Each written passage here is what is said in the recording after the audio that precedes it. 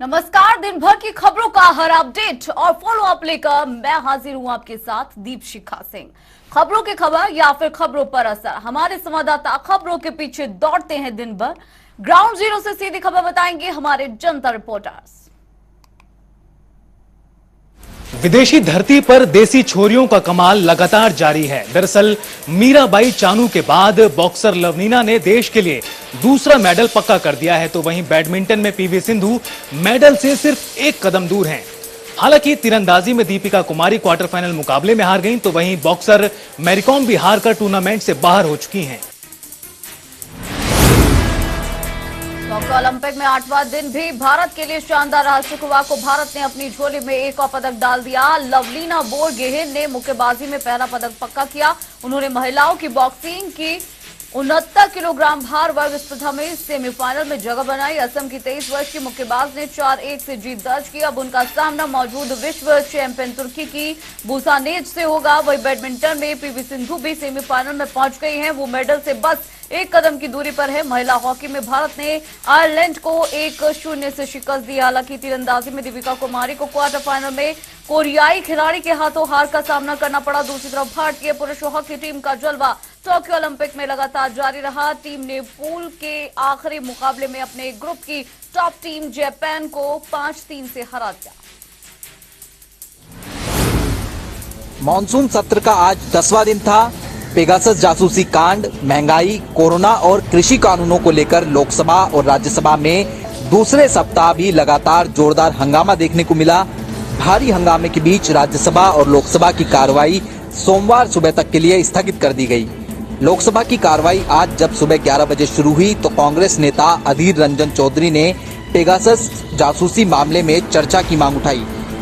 अधीर रंजन चौधरी ने कहा, हम लगातार इस संबंध में सरकार से मांग कर रहे हैं, लेकिन सरकार हमारी मांग मान नहीं रही।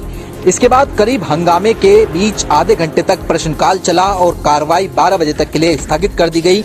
इसके बाद 12 बजे सदन की कार्रवाई जब दोबारा शुरू हुई तो इस दौरान केंद्रीय पर्यावरण, वन एवं जलवायु परिवर्तन मंत्री भूपेंद्र यादव ने राष्ट्रीय राजधानी क्षेत्र और आसपास के क्षेत्रों में वायु गुणवत्ता प्रबंधन आयोग विधेयक 2021 पेश किया। इसके बाद वित्त मंत्री निर्मला सीतारमन ने सामान्य बीमा व्यवसाय संशोधन विधेयक 2021 को भी सदन में पेश किया। लेकिन जिस तरीके से लोकसभा और राज्यसभा में पूरे दिन हंगामा चलता रहा, उसकी वजह से फिलहाल दोनों ही सदनों की कार्रवाई को सोमवार तक के लिए स्थगित कर दिया गया। राष्ट्रीय शिक्षा नीति 2020 का हरियाणा में लोकार्पण कर दिया गया है। शुक्रवार को मुख्यमंत्री मनोहर लाल ने पंचकुला में राष्ट्रीय शिक्षा नीति 2020 को लॉन्च किया। इस दौरान मुख्यमंत्री के साथ हरियाणा के विधानसभा के अध्यक्ष ज्ञानचंद गुप्ता, हरियाणा के शिक्षा मंत्री कंवरपाल गुर्जर समेत तमाम शिक्षाविद और विद्यार्थी मौजूद रहे। समारोह में मुख्यमंत्री मनोहर लाल ने कहा कि नई शिक्षा नीति को हरियाणा में 2025 तक लागू कर दिया जाएगा। इस दौरान मुख्यमंत्री ने कहा कि नई शिक्षा नीति युवाओं को शिक्षा और रोजगार के साथ साथ संस्कारवान और स्वावलंबन बनाने में भी मदद करेगी।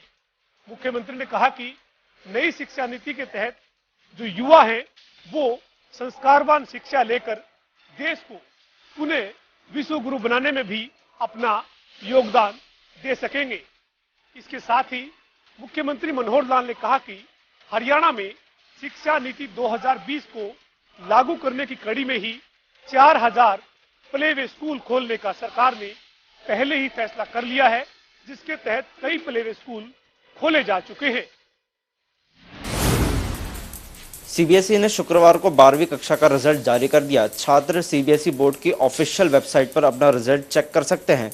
12वीं में इस बार कुल 99.37% छात्र छात्राएं पास हुए हैं, जो अब तक का सबसे हाईएस्ट पासिंग परसेंटेज रहा है। वहीं 12वीं में इस बार भी लड़कियों ने बाजी मारी है। इस बार लड़कियों का पास प्रतिशत 99.67% रहा है। आखिरकार लंबे इंतजार के बाद से केंद्रीय माध्यमिक शिक्षा बोर्ड ने कक्षा 12वीं का रिजल्ट जारी कर दिया है। छात्र बोर्ड की आधिकारिक वेबसाइट cbseresults.nic.in या फिर cbse www.gov.in पर अपना रिजल्ट देख सकते हैं। और इस साल 12वीं में 99.37% छात्र पास हुए हैं। 12वीं में एक बार फिर से लड़कियों ने बाजी मारते हुए लड़कों को पीछे छोड़ दिया है। इस बार के रिजल्ट में लड़कियां लड़कों से 0.54% से आगे रही। लड़कियों का पासिंग परसेंटेज 99.67%, जबकि लड़कों का पासिंग परसेंटेज 99.113% रहा। आपको बता दें कि 12वीं के नतीजों में लगातार छठी बार लड़कियों ने बाजी मारी है। महाराष्ट्र के पूर्व गृह मंत्री अनिल देशमुख को सुप्रीम कोर्ट से कोई भी राहत नहीं मिली है। दरअसल अनिल देशमुख की याचिका पर सुनवाई करते हुए सुप्रीम कोर्ट ने अगली सुनवाई की तारीख 3 अगस्त को तय की है, जिसमें उनकी गिरफ्तारी को लेकर सुनवाई होगी। आपको बता दें कि विदेश से अवैध पैसे के लेन देन के मामले में जांच कर रही ईडी अनिल देशमुख को समन भेजा है। वहीं अनिल देशमुख के कई ठिकानों पर छापेमारी की गई है। महाराष्ट्र के पूर्व गृह मंत्री अनिल देशमुख को सुप्रीम कोर्ट से कोई राहत मिलती हुई नजर नहीं आ रही है। अनिल देशमुख की याचिका पर सुनवाई करते हुए सुप्रीम कोर्ट ने अब अगली सुनवाई 3 अगस्त को तय की है, जिसमें उनकी गिरफ्तारी पर रोक लगाने वाली याचिका पर सुनवाई होगी। आपको ये बता दें कि विदेश से पैसों के अवैध लेन देन की जांच कर रही ईडी ने देशमुख को पूछताछ के लिए समन भेजा है और गुरुवार को सीबीआई अनिल देशमुख के 8 शहर में दर्जन भर ठिकानों पर छापेमारी कर चुकी है।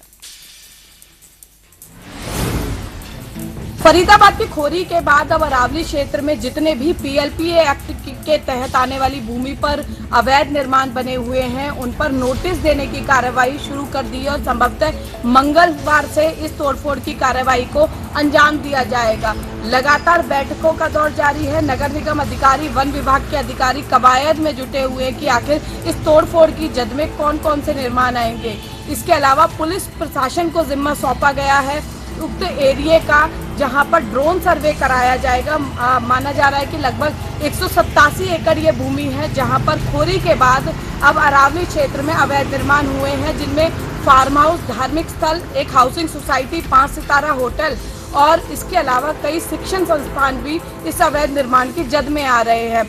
हालांकि प्रशासन काफी जो है जद्दोजहद की स्थिति में है, क्योंकि बहुत बड़ा जो है ये एरिया है और इस कार्यवाही के लिए जो 4 हफ्ते का अतिरिक्त समय सुप्रीम कोर्ट ने दिया है, उसी तय निर्धारित समय सीमा में खोरी के साथ साथ इन निर्माणों को भी ढहाने का काम प्रशासन को करना है। तो ऐसे में अब लगातार प्रशासन जो है एक रणनीति बनाकर इन पर कार्यवाही को अंजाम देगा। बिहार में जाति जनगणना को लेकर माहौल राजनीतिक हो चला है। आपको बता दें कि जाति जनगणना पर बिहार के सीएम नीतीश कुमार पीएम मोदी को खत लिखेंगे। गौरतलब है कि लालू यादव के छोटे बेटे और नेता प्रतिपक्ष तेजस्वी यादव ने विपक्ष के अन्य नेताओं के साथ शुक्रवार को इसी मुद्दे पर नीतीश कुमार से मुलाकात की थी। बिहार में जाति एक ऐसा मुद्दा होता है जिस पर कोई भी दल कुछ बोलने से पहले 100 बार सोच लेता है। जाहिर सी बात है कि आरक्षण और जाति के मुद्दे पर कई बार बिहार के सभी दलों की राय एक ही होती है, क्योंकि कोई भी अपने वोट बैंक को गंवाना नहीं चाहता है। कुछ यही हाल जातीय जनगणना की मांग का भी है, जहां सत्ता और विपक्ष की धुरी एक होती हुई नजर आ रही है। दरअसल जातीय जनगणना को लेकर सीएम नीतीश कुमार पीएम मोदी को पत्र लिखेंगे। गौरतलब है कि इसी मुद्दे पर शुक्रवार को नेता प्रतिपक्ष तेजस्वी यादव ने अन्य विपक्षी नेताओं के साथ नीतीश कुमार से मुलाकात की थी। धनबाद के डिस्ट्रिक्ट और सेशन जज उत्तम आनंद की मौत पर सुप्रीम कोर्ट ने संज्ञान लिया है। सुप्रीम कोर्ट ने इस मामले पर डीजीपी और मुख्य सचिव के माध्यम से झारखंड सरकार से 1 हफ्ते में रिपोर्ट तलब की है। सुप्रीम कोर्ट ने कहा कि न्यायिक अधिकारियों और वकीलों की रक्षा करना राज्यों का कर्तव्य है, जिससे न्यायिक अधिकारी न्याय दिलाने का प्रयास करते हुए स्वतंत्र और निडर होकर काम करे। पीठ ने कहा है कि सुनवाई की अगली तारीख पर वो सभी राज्यों को नोटिस जारी करने पर विचार करेंगे। मामले पर सीजीआई ने कहा है कि ये दुर्भाग्यपूर्ण घटना बुधवार की हुई है, जहां एडीजी को एक ऑटो रिक्शा ने टक्कर मारी। इस विभत्स घटना को समाचार पत्र और सोशल मीडिया में रिपोर्ट किया गया था। हाईकोर्ट के मुख्य न्यायाधीश ने गुरुवार को इस घटना पर संज्ञान लिया था। कश्मीर के बारामूला इलाके में सुरक्षा बलों पर आतंकियों ने हमला किया है। इस दौरान 2 सीआरपीएफ के जवान घायल हुए हैं और दोनों घायलों को अस्पताल में भर्ती कराया गया है, जहां पर उनका इलाज किया जा रहा है। इसके अलावा अगर बात करें तो पूरे इलाके की सुरक्षा बलों ने घेराबंदी की है और आतंकियों की तलाश की जा रही है। पॉर्न फिल्में बनाने और उन्हें ऐप्स पर अपलोड करने के मामले में बड़े बिजनेसमैन राज कुंद्रा की परेशानियां खत्म होने का नाम ही नहीं ले रही हैं। तो वहीं मुंबई कोर्ट ने भी राज कुंद्रा की जमानत की याचिका को खारिज कर दिया है। राज कुंद्रा के इस कदम के बाद शिल्पा शेट्टी को भी इसका खामियाजा भुगतना पड़ रहा है। जब मुंबई क्राइम ब्रांच को यह पता लगा कि इसके तार सीधा राज कुंद्रा से मिले हैं तो उन्होंने कार्रवाई को काफी तेज कर दिया और पुख्ता सबूतों को मिलते ही उनको गिरफ्तार कर लिया। और नए एप्लीकेशंस पर अपलोड करने के मामले में गिरफ्तार हुए बड़े बिजनेसमैन राज कुंद्रा की मुश्किलें कम होने का नाम नहीं ले रही है। हाल ही में मुंबई कोर्ट ने राज की जमानत याचिका खारिज की है। आपको बता दें कि राज कुंद्रा 14 दिन की न्यायिक हिरासत में और इस साल फरवरी में पोर्नोग्राफी रैकेट केस में भंडाफोड़ होने के बाद मुंबई क्राइम ब्रांच के सामने वो पेश हुए। जब क्राइम ब्रांच को पता चला इस केस के तार मशहूर बिजनेसमैन और शिल्पा शेट्टी के पति राज कुंद्रा से जुड़े हुए हैं तो इसकी जांच की गई। 5 महीने की जांच के बाद से क्राइम ब्रांच को पुख्ता सबूत मिले जिसके आधार पर उनकी ये गिरफ्तारी हुई।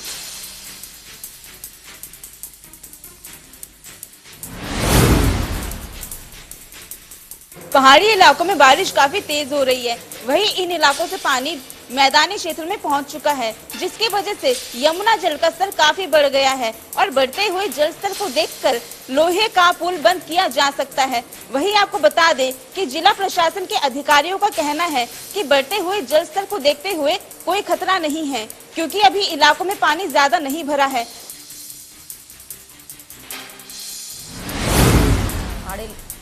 पहाड़ी इलाकों में जोरदार तेज बारिश हो रही है। इन जगह से पानी मैदानी इलाकों में पहुंच रहा है जिसकी वजह से यमुना नदी का जलस्तर बढ़ गया है। बढ़ते जलस्तर को देखते हुए लोहे का पुल बंद किया जा सकता है। जिला प्रशासन के अधिकारियों का कहना है कि जलस्तर बढ़ने से खतरे वाली कोई बात नहीं है और किसी इलाके में पानी नहीं भरा।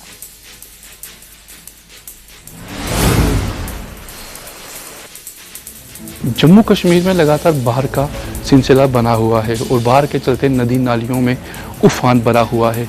जम्मू कश्मीर के राजौरी जिला के नौशहरा इलाके में भी बाढ़ का कहर जारी है और इस बाढ़ के कहर में बचाव राहत जम्मू कश्मीर पुलिस की तरफ से किए जा रहे हैं। पुलिस द्वारा जो बाढ़ नदी नालों के आसपास रहने वाले लोग थे उन्हें सुरक्षित स्थानों पर पहुंचाया जा रहा है। पुलिस विभाग और सिविल एडमिनिस्ट्रेशन के द्वारा ये हिदायत लोगों को जारी की गई है कि नदी नालों के आसपास रहने वाले लोग तुरंत उस इलाके को छोड़ दें और किसी सुरक्षित स्थान पर चले जाएं ताकि जान माल का नुकसान ना हो सके।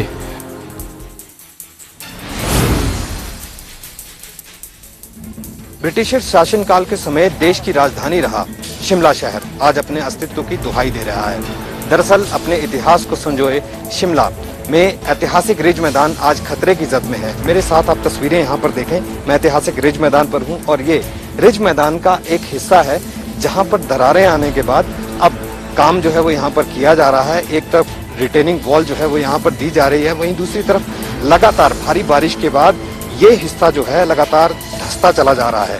इस पर नगर निगम शिमला लगातार काम कर रहा है। हालांकि एक रिटेनिंग वॉल जो है वो यहाँ पर दी गई है, लेकिन इसी बीच एक अडंगा जो है वो वन विभाग की तरफ से यहाँ पर लगाया गया है कि ये जमीन वन विभाग की है और नगर निगम को वन विभाग के साथ साथ अन्य औपचारिकताएं यहाँ पर पूरी करनी होंगी।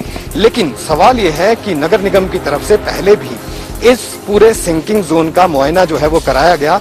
IIT रुड़की से टीम भी यहाँ पर पहुंची, मिट्टी का टेस्ट और लगातार भूस्खलन की परिस्थितियों के टेस्ट जो है वो यहाँ पर किए गए, लेकिन बावजूद इसके अभी तक 2008 से लेके आज 2021 है, लेकिन अभी तक इस रिज को अभी तक संभाला नहीं जा सका है और ऐसे में लगातार खतरा जो है वो बना हुआ है। एक तरफ जो पर्यटक हैं वो रिज मैदान पर घूमते जरूर नजर आते हैं, लेकिन इस हिस्से के पास जाने से हर कोई डरता है। आज नगर निगम का काम यहाँ पर जरूर चल रहा है।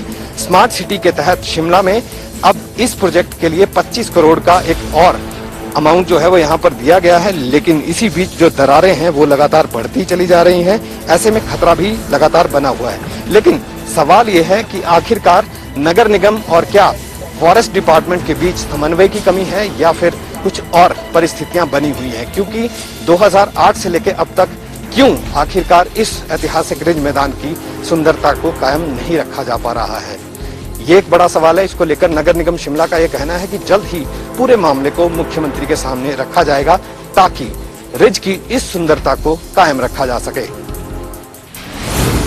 लगातार हो रही बारिश के कारण चंडीगढ़ की सुखना लेक का जलस्तर बढ़ता ही जा रहा है। आपको तस्वीर में दिखाना चाहेंगे कि सुखना लेक का जो जलस्तर है वो लगातार ही बढ़ता रहा और इसके लगातार बढ़ने से चंडीगढ़ के साथ लगते एरिया जीरकपुर के काफी हिस्से में जलभराव का खतरा बढ़ जाएगा और खासकर बल्टाना एरिया में, क्योंकि पिछले साल भी लेक से पानी छोड़ने पर ये सारा पानी बल्टाना एरिया में फैल गया था और लगातार हो रही बारिश से सुखना लेक का जलस्तर एकदम से बढ़ गया है। पहले ये कुछ दिन पहले जो रिकॉर्ड किया गया था वो 1155 था, जबकि अब अगर जलस्तर की बात की जाए तो वो 1159 तक पहुंच गया है और इसी तरह से बारिश होती रही और पानी आता रहा तो पानी खतरे के निशान तक पहुंच सकता है।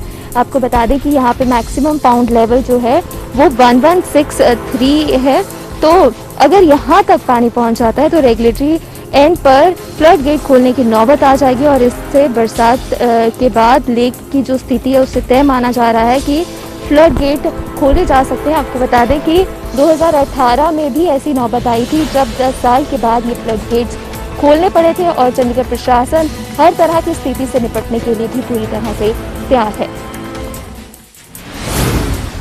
सोनीपत के मिमारपुर घाट पर लगातार यमुना घाट पर पानी बढ़ता जा रहा है और जिला प्रशासन द्वारा भी धारा 144 लगाई गई है और यहीं स्थानीय थाना के जो पुलिसकर्मी हैं लगातार निगरानी कर रहे हैं, उनकी विशेष प्रकार से ड्यूटी लगाई गई है। कोई भी व्यक्ति यहां नहाने के लिए ना पहुंचे, पहले ही चेतावनी दी गई है और जिस प्रकार से देर रात से लगातार पानी की मात्रा बढ़ती जा रही है तो वहीं किसानों की भी चिंता बढ़ रही है। इसलिए यहाँ मौके पर कुछ किसान भी पहुंचे थे और वो अपना यहाँ पर जायजा लेने के लिए पहुंचे थे। हालांकि प्रशासन द्वारा यहाँ पहुंचने के लिए अभी मनाही है, लेकिन किसान अपनी तसल्ली करने के लिए यहाँ एक बार पहुंचा था और किसान ने यही कहा है कि लगातार पानी बढ़ रहा है और अगर इससे ज्यादा पानी हो रहा है तो उसकी फसल बर्बाद हो सकती है।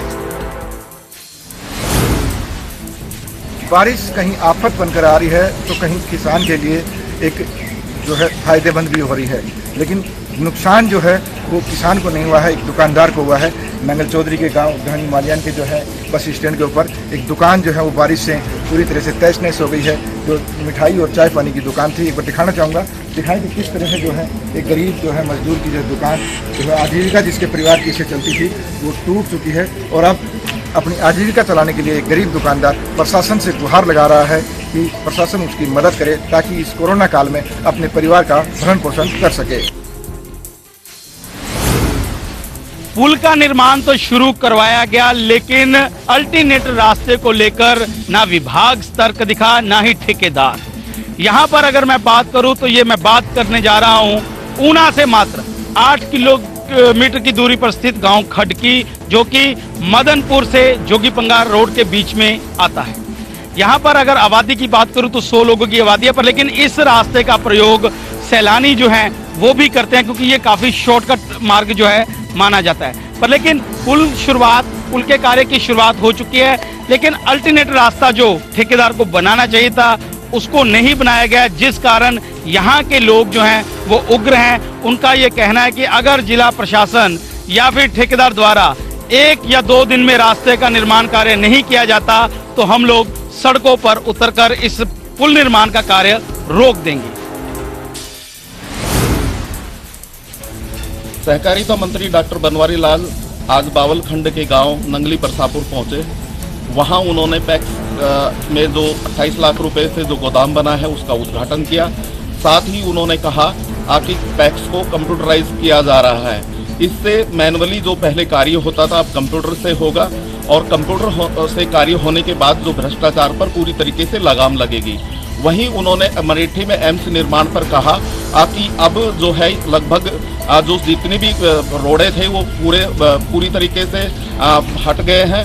अब जो है जल्दी ही इसकी किसानों द्वारा जो जमीन दी गई है उसकी रजिस्ट्री की जाएगी, उसके बाद उनकी पेमेंट देकर और जल्द ही एम्स का शिलान्यास किया जाएगा। वहीं उन्होंने कहा कि तमाम तरीके के जो है रोडे थे वो पूरी तरीके से हट गए हैं। उन्होंने इसके लिए सभी नेताओं का आभार भी व्यक्त किया और साथ में मुख्यमंत्री और राव इंद्रजीत सिंह का भी आभार व्यक्त किया। पुलिस अधिकारी बनकर किसानों से ठगी करने वाले एक अपराधी को बहादुरगढ़ शहर पुलिस ने गिरफ्तार कर लिया है। गिरफ्तार आरोपी सब इंस्पेक्टर की वर्दी पहनकर किसानों के बीच जाता था और धमकी या धौंस दिखाकर ठगी की वारदात को अंजाम देता था। बहादुरगढ़ के सेक्टर 9 मोड़ पर किसान हॉस्पिटल है, उस किसान हॉस्पिटल में डेंटिस्ट से भी आरोपी ने 1500 रुपये की ठगी की थी और किसान हॉस्पिटल के डेंटिस्ट की शिकायत पर ही पुलिस ने मामला दर्ज कर आरोपी को गिरफ्तार किया है। फिलहाल प्रारंभिक पूछताछ में इतना ही पता चला है कि आरोपी ने फेरी वाले से पुलिस की वर्दी खरीदी थी। साधन संपन्न परिवार से है आरोपी, पिता सरकारी मुलाजिम है और पत्नी गैस टीचर। नशे का आदी रहा है आरोपी रवि और नशे की पूर्ति करने के लिए ही पुलिस की वर्दी पहनकर करता था ठगी। 4 दिन 5 बड़ी वारदातें। जी हाँ, हम बल्लभगढ़ की बात कर रहे हैं, जहाँ लगातार 4 दिनों में 5 बड़ी वारदातें हुई और वह भी शहर के बड़े व्यापारियों के साथ, जिसको देखते हुए यहाँ के व्यापारी में एक रोष और भय का माहौल बन गया। इसी भय और माहौल को देखते हुए यहाँ के बल्लभगढ़ के मुख्य बाजार में शहर के व्यापारियों ने इकट्ठे होकर अग्रसेन चौक पर अपना रोष प्रकट करते हुए पुलिस को एक ज्ञापन दिया, जिसमें उन्होंने मांग की कि उन्हें सुरक्षा का एक माहौल दिया जाए जिससे वह भयमुक्त होकर अपना व्यापार कर सकें। लेकिन उल्टे यहाँ की पुलिस के द्वारा इकट्ठे हुए व्यापारियों पर ही मुकदमा दर्ज कर दिया गया, जिसमें आपदा अधिनियम के तहत मामला दर्ज करते हुए लगभग 50 व्यापारियों के खिलाफ मामला दर्ज किया, जिसमें उन्होंने कहा कि मौके पर व्यापारी मास्क नहीं लगाए हुए थे और भीड़ के रूप में इकट्ठा हुए थे। लेकिन रोष प्रकट करते हुए यहाँ के व्यापारियों ने कहा कि अगर व्यापारियों के खिलाफ मुकदमा दर्ज हुआ है तो पुलिस के खिलाफ भी मुकदमा दर्ज होना चाहिए, जो कि मौके पर उस दिन बिना मास्क लगाए मौजूद थे। अब देखने वाली बात यह होगी कि व्यापारी और पुलिस के बीच की खींचतान का क्या नतीजा निकलता है और कब तक यह सुलझता है।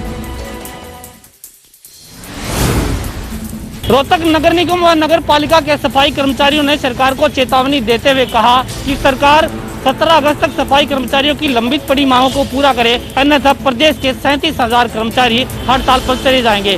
कर्मचारियों का कहना है कि उन्होंने मुख्यमंत्री और गृह मंत्री को कई बार शिकायत दे चुके हैं, लेकिन उसके बावजूद भी उनकी कोई मांगे पूरी नहीं हुई और आज जो है कर्मचारियों ने रोहतक नगर निगम से होते हुए शहर में से प्रदर्शन किया और प्रदर्शन करते हुए विरोध जताते हुए सरकार के खिलाफ नारेबाजी की और उन्होंने कहा कि सरकार कर्मचारियों की लंबित पड़ी मांगों को जल्द पूरा करे, क्योंकि प्रदेश में जिस तरह से कोरोना काल में सफाई कर्मचारियों की मौत हुई है उसमें सरकार ने वादा किया था कि कर्मचारी को 50 लाख रुपए दिए जाएंगे। उसके बावजूद सरकार अभी तक किसी भी मांग को पूरा नहीं किया है। ऐसे में कर्मचारियों ने आज रोष प्रदर्शन करते हुए कहा कि सरकार उनकी लंबित पड़ी मांगों को जल्द पूरा करे, अन्यथा वो हड़ताल पर चले जाएंगे। वहीं सीएनडी वेस्ट मामले में नगर निगम के अधिकारियों की माने तो बीते अक्टूबर 2020 से इन्फोर्समेंट का काम, यानी जो डोर टू डोर मलबा कलेक्शन का काम था वो बाधित है, क्योंकि जिस कंपनी को टेंडर दिया गया था उसका टेंडर भी खत्म हो चुका है। लेकिन बड़ा सवाल यह भी है कि अक्टूबर 2020 के बाद आखिर क्या कुछ वजह रही कि दूसरी कंपनी को टेंडर तक अलॉट नहीं किया गया। साइबर सिटी में तमाम जगहों पर, तमाम खाली जगहों पर, सरकारी जमीनों पर ऐसे कूड़े के अंबार लग चुके हैं जो कहीं ना कहीं साइबर सिटी की खूबसूरती को बाधित करने का काम कर रहे हैं।